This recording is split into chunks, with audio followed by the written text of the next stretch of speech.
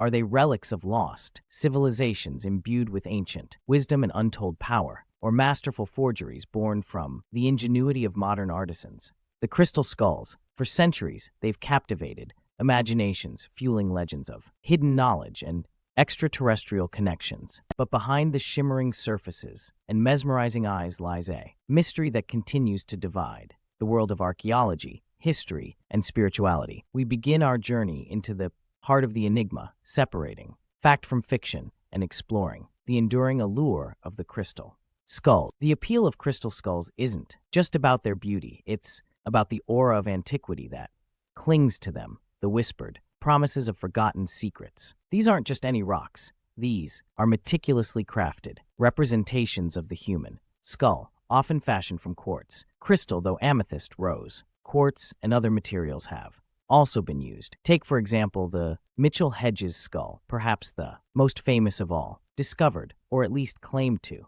have been discovered in Belize in the 1920s by Anna Mitchell Hedges, adopted daughter of adventurer F.A. Mitchell Hedges. It is remarkably life-sized and features incredible.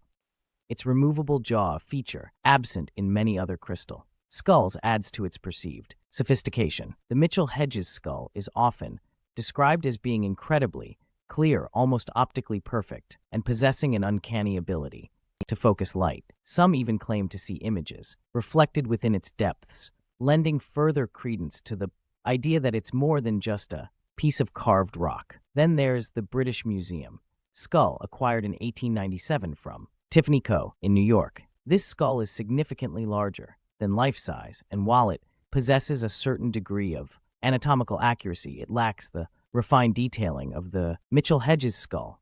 Its surface is noticeably less polished, exhibiting tool marks that offer valuable clues about its creation. The Parisian skull, housed in the Musée du Quai Branly Jacques Chirac, shares similarities with the British Museum example. It's large, crafted from quartz, crystal, and displays less intricate detailing compared to the Mitchell Hedges skull.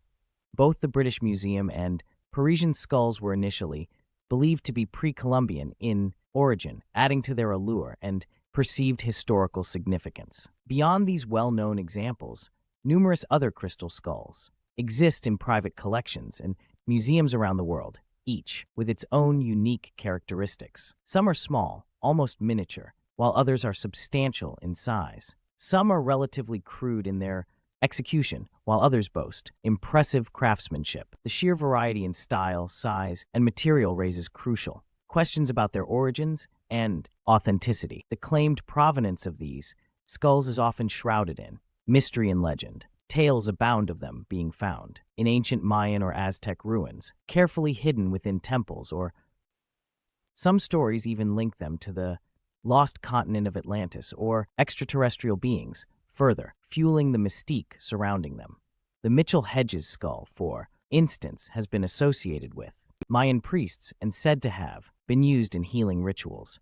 The idea that these objects possess some kind of inherent power or hold ancient knowledge is a recurring theme in the lore surrounding crystal skulls. But it's important to look beyond the romantic narratives and examine the physical characteristics of the skulls themselves. Microscopic analysis of the surfaces reveals telltale signs of the tools used to carve them. Many of the skulls, including the British Museum and Parisian examples, exhibit clear evidence of being worked with modern lapidary equipment, specifically rotary tools. These tools, which employ abrasive compounds to grind and polish hard materials, leave behind distinctive striations and patterns that are inconsistent with the techniques used by pre-Columbian civilizations. The presence of these tool marks casts serious doubt on the claims that these skulls are ancient artifacts. Furthermore, the specific type of quartz crystal used in some of the skulls is known to have been sourced from regions outside of Mesoamerica, suggesting that they were created elsewhere, potentially imported into the region. The question of why these skulls were made in the first place is also a crucial consideration. If they are indeed modern creations, what was the motivation behind their fabrication? The answer in many cases appears to be simple profit. During the late 19th and early 20th centuries, there was a growing fascination with pre-Columbian cultures, and a thriving market emerged for antiquities and artifacts. Unscrupulous dealers eager to capitalize on this demand often commissioned the creation of fake artifacts, including crystal skulls, to sell to collectors, and the allure of the exotic and the potential for financial gain proved to be a powerful incentive for the creation of these elaborate hoaxes. The fact that Tiffany Co., a prominent jewelry and luxury goods retailer, sold the British Museum skull further supports the idea that these objects were being marketed as genuine antiquities. This market fueled the spread of crystal skulls and helped solidify their place in popular culture. The debate surrounding the crystal skulls is fierce, dividing researchers and enthusiasts alike. On one side, you have proponents who firmly believe in their ancient origins and supernatural properties, clinging to anecdotal evidence and interpretations of indigenous beliefs. On the other side, skeptics rely on scientific analysis and historical context to debunk the claims of antiquity, pointing to the presence of modern tool marks and the lack of archaeological evidence to support the skulls' pre-Columbian origins. The core of the argument rests on the authenticity of the Mitchell-Hedges skull. If it could be definitively proven to be ancient, it would lend credibility to the claims surrounding other crystal skulls. However, even the Mitchell-Hedges skull has been subjected to intense scrutiny, and its origins remain shrouded in controversy. Anna Mitchell-Hedges claimed that it was discovered in 1924 within a Mayan ruin in Belize, but no contemporaneous records exist to corroborate her story. In fact, the first documented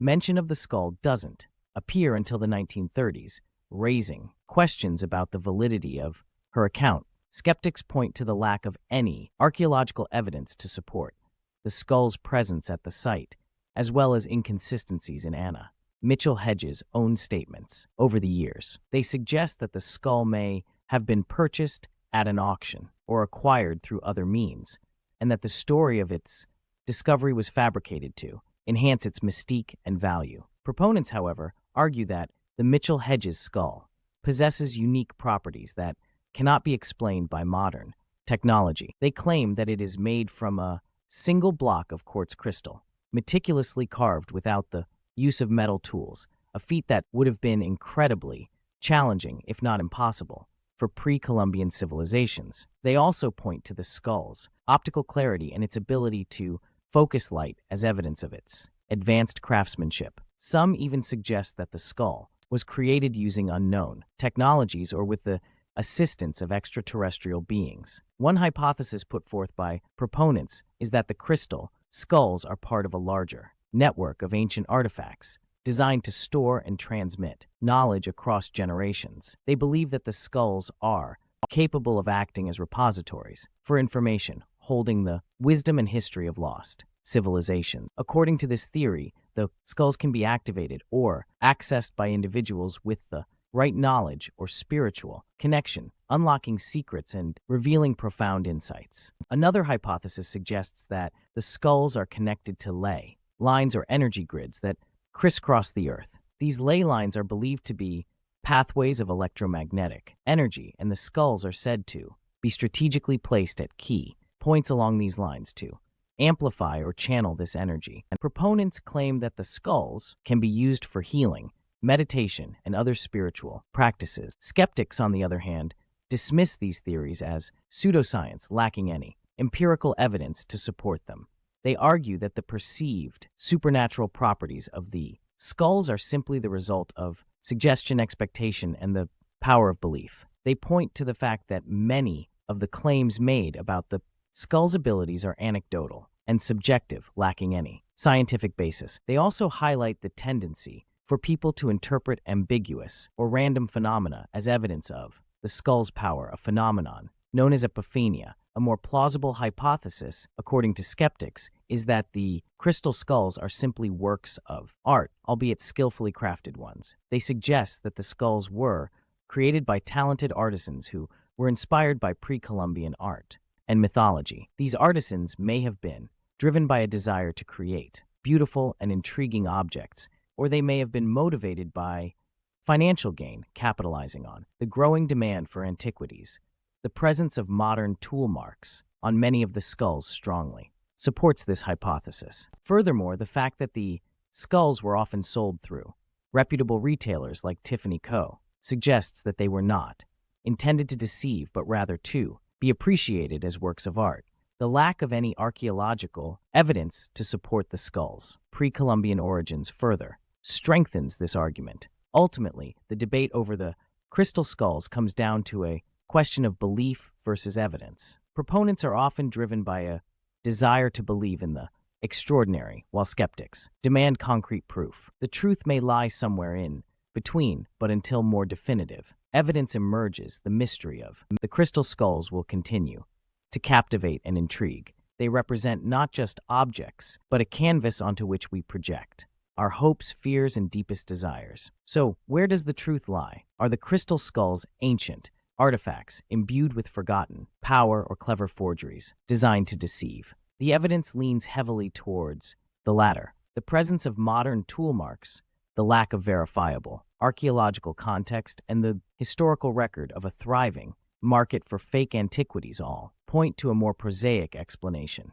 But the enduring fascination with the crystal skulls speaks to something deeper. They represent our longing for mystery, our desire to connect with the past, and our willingness to believe in the extraordinary, even if they are not what some believe them to be. The crystal skulls have undeniably left their mark on popular culture, inspiring countless books, movies, and works of art. They serve as a potent reminder that even in an age of scientific advancement, the allure of the unknown remains powerful. They also highlight the importance of critical thinking and the need to approach extraordinary claims with a healthy dose of skepticism. While the crystal skulls may not hold the secrets of the universe, they do hold a mirror to our own beliefs and aspirations. They are a testament to the power of human imagination and the enduring quest for meaning. Whether ancient relics or modern hoaxes, the crystal skulls will continue to fascinate and inspire debate for generations to come.